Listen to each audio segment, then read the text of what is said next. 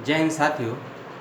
आज मैं आपसे बात करने वाला हूँ इस वीडियो में एक शोध आलेख आमंत्रण के संदर्भ में एक पुस्तक का विमोचन होने वाला है, या कहें कि एक पुस्तक संपादित होने वाली है जो कि मध्यकाल के विषयों को लेकर आपसे शोध आलेख आमंत्रित करने के लिए आपको आमंत्रित या इनवाइट कर रही है। इसी सभी की जानकारी के लिए छोटा सा वीडियो आपके समक्ष प्रस्तुत किया जा रहा है। मेरे द्वारा क्या विषय रहेंगे, क्या उप विषय रहेंगे, क्या फॉर्मेट रहेगा, कब तक भेजना है और अन्य ज़रूरी जानकारियाँ इस वीडियो में आपको अगले 2 से 3 मिनटों में दी जाएगी। तो वीडियो को पूरा देखेंगे तो सारी जानकारियाँ मिलेंगी, क्योंकि इतनी सारी जानकारियाँ हैं इस वीडियो में और इस विषय पर लिखने के लिए जिसको मैं सभी को डिस्क्रिप्शन बॉक्स में नहीं दे पाऊँगा, इसलिए सभी जानकारियों को आपको सुनना होगा। जो मैं आपसे बोलूँगा तो उससे पूर्व एक छोटी सी प्रार्थना, रिक्वेस्ट, यदि नए व्यूअर हैं, चैनल पे नए हैं तो चैनल को सब्सक्राइब करें और बेल आइकन दबाएं और वीडियो को शेयर करें और लाइक भी करें। मेरे वीडियो को आप जहाँ भी देख रहे हैं, मेरे फेसबुक पेज पर देख रहे हों या ब्लॉग पर देख रहे हों या यूट्यूब चैनल पर देख रहे हों, वहाँ इसको शेयर करें और अपने सुझाव और अपनी सलाह मुझे ज़रूर दें। तो शुरू करते हैं आज का वीडियो। पुनः आप सभी को नमस्कार। आपका भाई, आपका साथी देशद्रोही, जैसा कि पूर्व में बताया कि एक पुस्तक का संपादन होने वाला है, उसके लिए आपसे लेख या शोध आलेख आमंत्रित करे गए हैं। और इस पुस्तक में यदि अपना आप लेख या आलेख भेजते हैं तो ISBN नंबर के साथ वह लेख प्रकाशित भी होगा। यदि आपके लेख में गुणवत्ता अच्छी रही और संपादकीय टीम के मापदंडों पर वह खरा उतरता है आपका लेख, तो संपादित होने का मौका भी मिलेगा। इस बात का ध्यान रखिए। इसका जो थीम या विषय रखा गया है उसको आप नोट कर लीजिए, वह है मध्यकालीन हिंदी काव्य। मध्यकालीन हिंदी काव्य पे ये लेख आपसे मांगे गए हैं। मध्यकालीन साहित्य की बात नहीं कर रहा है, मध्यकालीन काव्य की बात कर रहा है।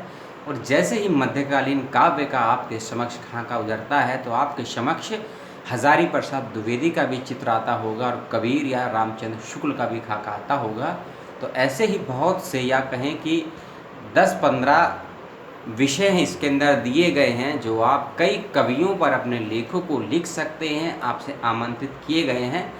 किस किस विषयों पर लिखना है वह मैं आपको बता दूंगा और कुछ विषयों को मैं डिस्क्रिप्शन बॉक्स में भी दे दूंगा। लेकिन उससे पूर्व कुछ ज़रूरी जानकारियाँ जो शोध आलेख के संदर्भ में आपको जानना ज़रूरी है कि किस फॉर्मेट में किस तरीके से आपको भेजना है, उन चीज़ों को सुन लीजिए। सबसे पहली चीज़ कि 31 जुलाई 2020 तक आपको अपना लेख भेज देना है। 31 जुलाई 2020 तक आपको अपना लेख भेज देना है। डिस्क्रिप्शन बॉक्स में एक ईमेल आईडी मैं दूंगा, उसी ईमेल आईडी पर आपको अपने लेख को प्रेषित यानी कि भेजना है ईमेल के माध्यम से, और आपका लेख टाइप हुआ होना चाहिए।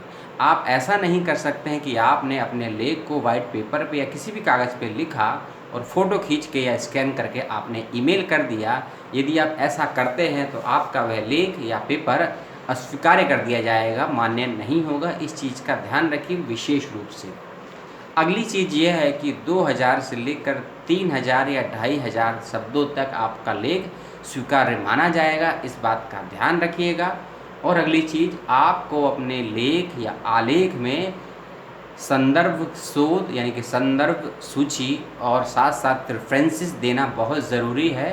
पर पेज के नीचे भी दे सकते हैं पाद टिप्पणी, और पेपर के बाद भी संदर्भ की पूरी सूची भी दे सकते हैं। यह देना अनिवार्य है, मैंडेटरी है, ज़रूरी है। इस बात का याद रखिएगा। आप अपने लेख को कृति देव या मंगल फॉन्ट में टाइप करेंगे। कृति देव में जब टाइप करेंगे, कृति देव 10 का है और इसका फॉन्ट का साइज़ है 12, और आप यूनिकोड में भी टाइप कर सकते हैं। यानी कि कृति देव, मंगल और यूनिकोड तीनों ही फॉन्ट में आप टाइप कर सकते हैं। किसका फॉन्ट और साइज़ क्या है वह डिस्क्रिप्शन बॉक्स में आपको डिटेल में समझा दूंगा। इस बात का याद रखिएगा। और एक चीज़, जब आप मैटर को टाइप करके ईमेल करेंगे तो याद रखिएगा अपने जो पेज है या कॉपी है उसको आपको पीडीएफ फॉर्म में भेजना है। पीडीएफ कॉपी करके भेजनी है, इस बात का याद रखिएगा। और अपने उस पत्र में जो आप लेख लिखेंगे, प्रथम पेज के राइट साइड पे या सबसे लास्ट पेज के नीचे की जाके राइट साइड में अपना छोटा सा परिचय देना है। जैसे कि आप कहाँ से बिलोंग करते हैं, क्या पोस्ट है, किस मैंने क्या शिक्षा है, क्या पद है, क्या अपना फ़ोन नंबर, अपने छोटा सा परिचय देना है जो आप देते हैं। वह देना ज़रूरी है, इस बात का याद रखिएगा। और एक चीज़, जब आपका लेख स्वीकार कर लिया जाएगा, प्रकाशित होने के लिए तैयार है, जब आपका लेख स्वीकार कर लिया जाएगा तो आपसे कुछ धनराशि भी ली जाएगी लेख प्रकाशित होने के लिए। हो सकता है वह लेख की कीमत हो या फिर उस प्रति की कीमत हो या पुस्तक की कीमत हो जो प्रकाशित होने वाली है। इसकी कितना पैसा लिया जाएगा, कैसे लिया जाएगा, इसकी ज़्यादा जानकारी तो मुझे नहीं है, तो इसीलिए मैं आपको एक फ़ोन नंबर और एक ईमेल आईडी दूंगा, आप वहां संपर्क कर सकते हैं, उनसे पूछ सकते हैं कि क्या लेख प्रकाशित करने के लिए या प्रकाशित होने के बाद कोई धनराशि देनी है या नहीं देनी है, तो वहाँ से आपको कंप्लीट सूचनाएं मिल जाएंगी। तो यह छोटा सा वीडियो मध्यकालीन काव्य को लेकर लेख आमंत्रित किए गए हैं, मैंने बताया। अब मेन या मुख्य चीज़ पर आते हैं जिसके लिए आप रुके हुए हैं। क्या क्या विषय हैं, किन किन विषयों पे हम दे सकते हैं। आप कबीर पर लेख दे सकते हैं, कबीर की सामाजिक चेतना, गुरु नानक के काव्य में हिंदू मुस्लिम एकता, जैसी के काव्य में प्राकृतिक चेतना, सूरदास के काव्य में प्राकृतिक चेतना, तुलसीदास के काव्य में समन्वय की भावना और तुलसीदास के काव्य में लोक मंगल। तुलसीदास के काव्य में समन्वय की भावना और तुलसीदास के काव्य में लोक मंगल, मीराबाई के काव्य में प्रेम की भावना और बिहारी के काव्य का नीति वर्णन। मीराबाई के काव्य में प्रेम की भावना और बिहारी के काव्य में नीति वर्णन, और घनानंद के काव्य में प्रेम की गुण अंतरदशा।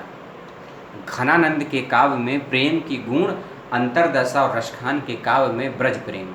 रसखान के काव्य में ब्रज प्रेम और रहीम के काव्य में नीति वर्णन।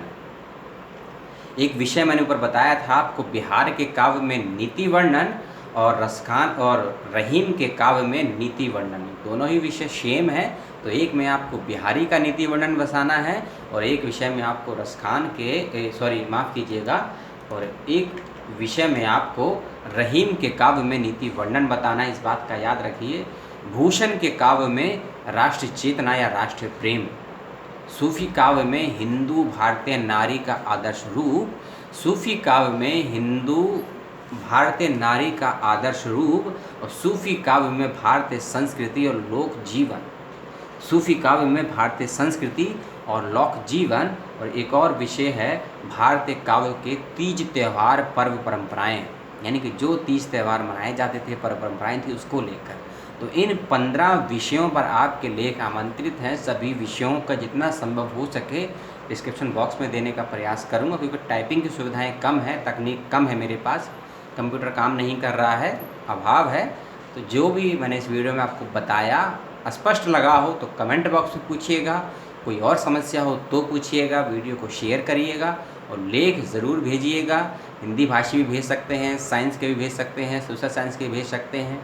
आप भारत के किसी भी राज्य से हैं, विश्व के किसी भी मुल्क से हैं, और ग्रेजुएशन के हों, मास्टर्स के हों, रिसर्च स्कॉलर हों, टीचर्स हों, आप सभी के लेख आमंत्रित हैं। और यदि फिर भी कोई समस्या आती है तो आप मुझसे संपर्क कर सकते हैं। डिस्क्रिप्शन बॉक्स में जो नंबर और ईमेल आईडी दूंगा आप वहां से संपर्क कर सकते हैं, या अपने मित्रों से भी सहयोग सलाह मशवरा ले सकते हैं। और 31 जुलाई 2020 तक आपको भेज देना है ईमेल के माध्यम से। कोई समस्या होती है तो मैं आपके लिए बैठा हूँ। आपने वीडियो को देखा, पसंद किया, पुनः आपका धन्यवाद। जय हिंद, जय भारत, सलाम इंडिया।